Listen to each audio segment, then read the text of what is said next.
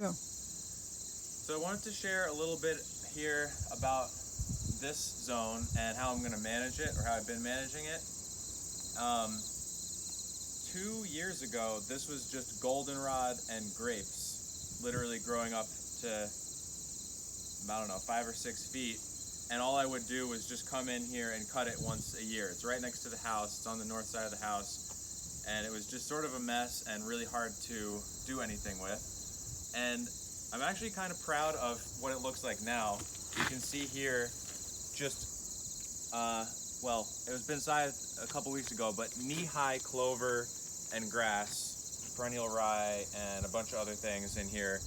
And it's pretty incredible. And just last year, I planted in these peach trees, apricot trees, cherry, a whole bunch of other things. The idea here being that these are really early blooming plants, and you can take a quick shot of the house here. The house is pretty tall, and it blocks a lot of sun from hitting these plants in the late winter. Well, through the winter and then into the late winter. That house is blocking a lot of the sun from hitting these plants, so they're not warming up as much. And anybody who's grown apricots in northern climates, the problem is blooming too early and then getting a late frost and they all get killed. So the shadow of the house is gonna prevent them from getting some of the heat in the late winter that would entice them into early blooming. So that's why they're planted here. And as far as the planting plan, it's sort of hard to see, but there are 4 beds that are more or less on contour here, and they've been mulched. And they're getting harder and harder to see because of how I'm managing it. And essentially, it's the whole idea of using the vegetation that's growing in between the trees as the mulch. So it's in situ mulch. It was mulched one time with hay that I brought in, but other than that, I'm sort of on a crusade to figure out how to mulch with vegetation that you have growing around the vegetation, so that you don't constantly have to bring in mulch. So to that end, what I'm going to do here is I'm just going to do a quick example of how I use the scythe to achieve that.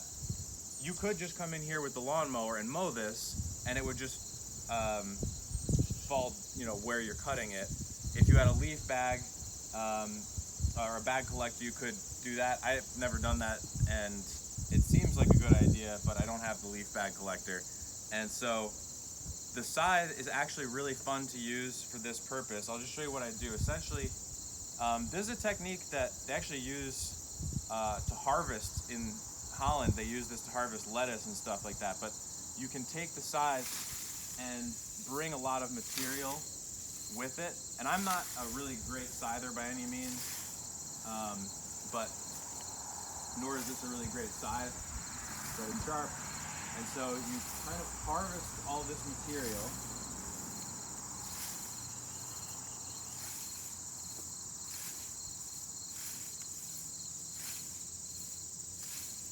And you can see, this is where the bed was before, and now it's covered with another nice fluffy 6 inches of super high nitrogen, because a lot of this is clover. And what I'll do is I'll go down. I'm a righty, so here's the bed. I'll go on the right side of the bed, and I'm sort of faced not 90 to the bed, but maybe 45 degrees. And that way I can scythe so that the blade isn't, the blade has already made the turn by the time I get into the plant row. So there's really no concern of taking the blade and hitting the base of the plants. So again, 45 degrees to the bed, far enough away so that the blade ends up being sort of parallel with the bed there. And you're just sort of grabbing that material. It gets awkward when you have a tree close on the other side, but you can see how it works. And so I'll just continue down that side and back around, circling each bed until all this greenery and all this material is mulching out the beds. And then here I've got a path that goes up and down the hill, and I'll take all this material over there as well. So maybe we'll just get a close-up shot of the action on the blade. Jump down. You can stop it. Okay.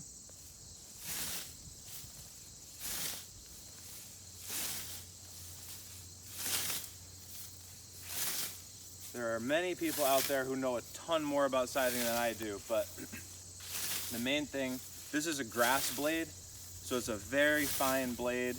If you ding a rock, it's really, you have to stop and fix it. You can't just keep cutting with that. But I stop even if I haven't hit a rock, I'll stop every few minutes and just touch the blade up because it's a lot easier. I carry this on me. This is my sharpening stone. Very easy to keep in my pocket and just touch the blade up really quick. So this area doesn't quite have as much material, but I'm still pulling in quite a bit. And you can see every pass is bringing in a little bit more mulch. And I'm probably gonna, by the end of the season, this bed will probably have received this treatment maybe 4 or 5 times. And as you can see, that's quite a bit of mulch if you do this 5 times.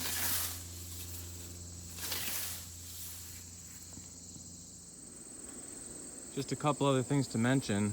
One, all else being equal, I find the best time to do this is early in the morning when the grass has a lot of dew on it because it has extra weight and it's got so much water that it cuts really easily. If it's dry and lignified, well, that's a different thing, but older grass that's gone to seed, that has seed stalks that are lignified, are harder to cut, but everything is easier to cut when it's filled with water and has dew on it. Plus, for this purpose, we're not making hay, we're trying to get a pile of mulch rotting, so all that water really helps out in that regard as well. And the other thing is that this grass blade is really great for certain applications, but if you have a rougher surface, I also have a ditch blade, which is a much heavier scythe with an old English curved snath type of thing. And like I said, I'm not a good scyther, but I do find it especially valuable when you've got sort of awkward spaces, like this weird wall has insulation that's just raw on it, and you don't want to weed whack against it, but you want to get a clean edge, and you can't put a lawnmower in there, and anywhere where it's steep. And it's super nice to not have a gas engine.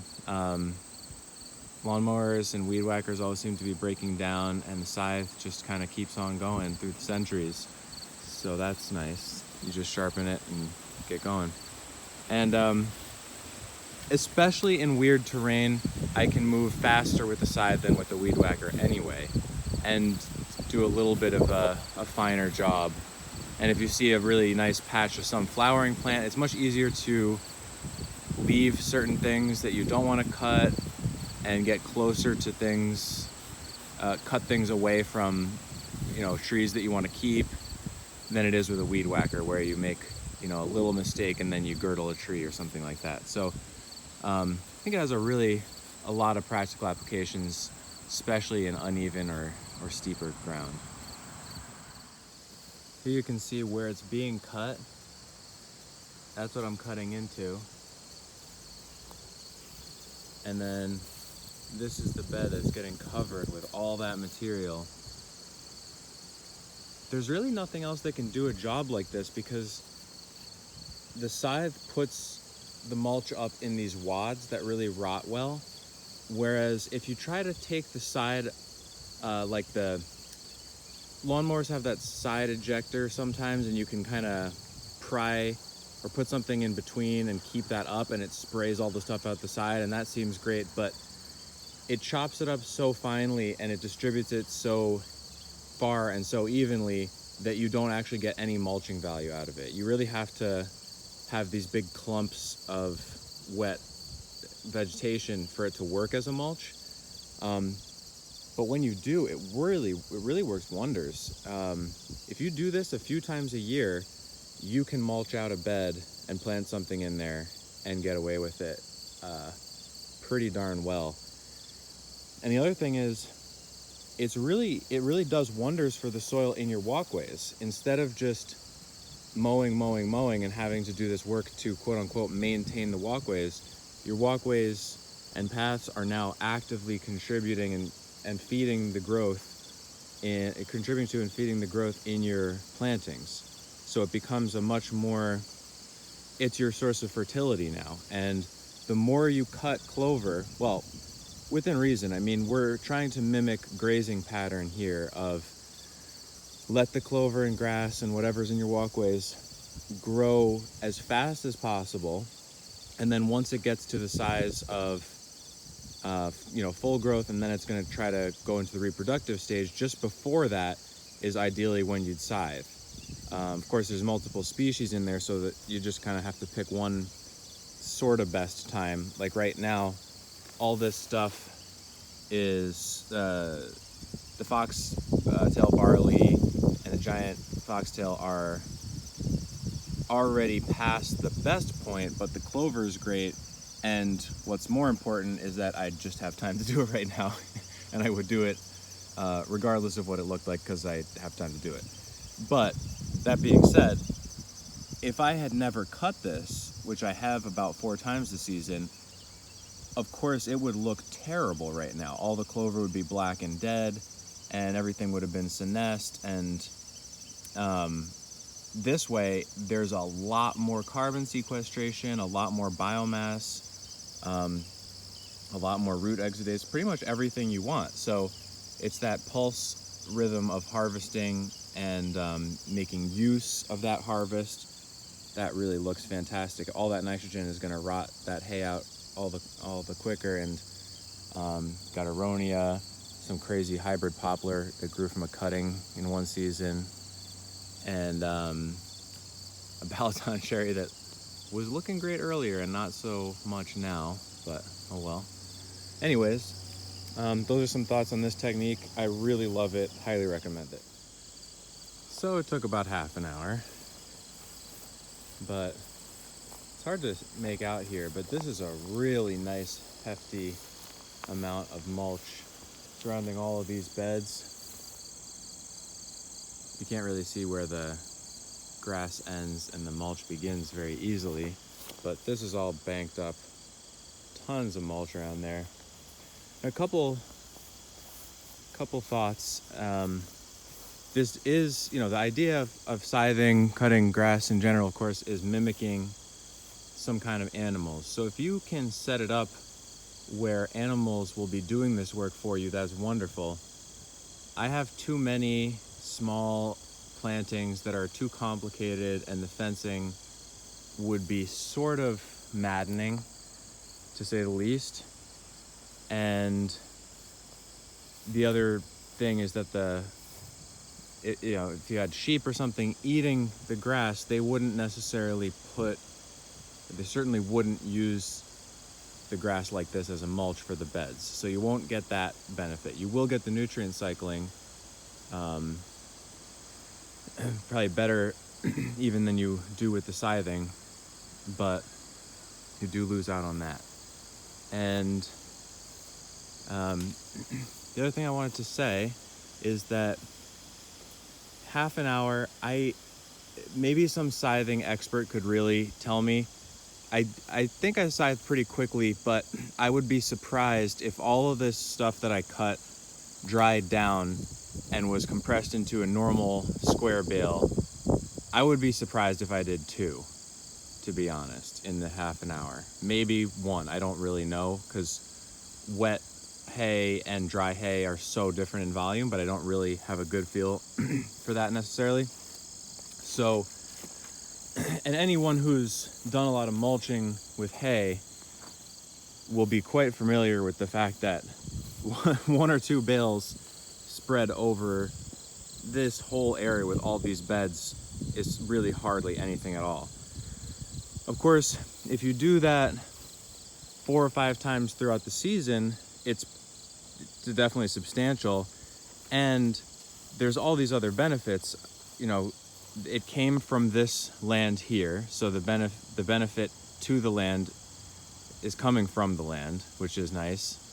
Because if the benefit to your land comes from someone else's field that's not being treated that well, or that's being hay grown with, regular conventional fertilizers or sprays or whatever, then you have to question what's the greater good really. So off-site mulch is not always the best in that regard. And you don't have to have the baler. You don't have to have the upkeep with all the machinery and the fuel and the diesel for all of that and the oils. You don't have to have the transportation.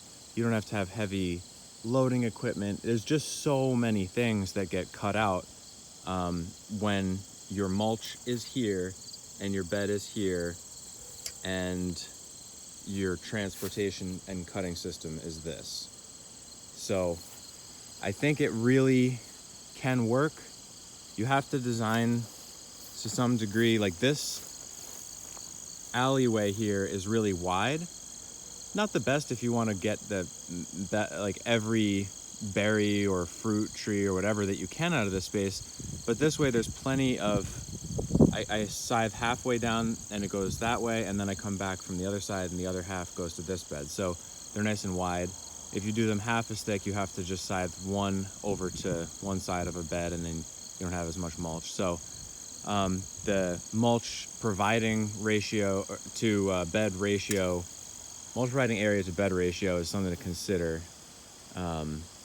Obviously, meager ground, you need more land to provide a certain amount of mulch that will actually suppress weeds or help the growth in the beds. Anyway, those are some thoughts on this system. I do think it's worthwhile.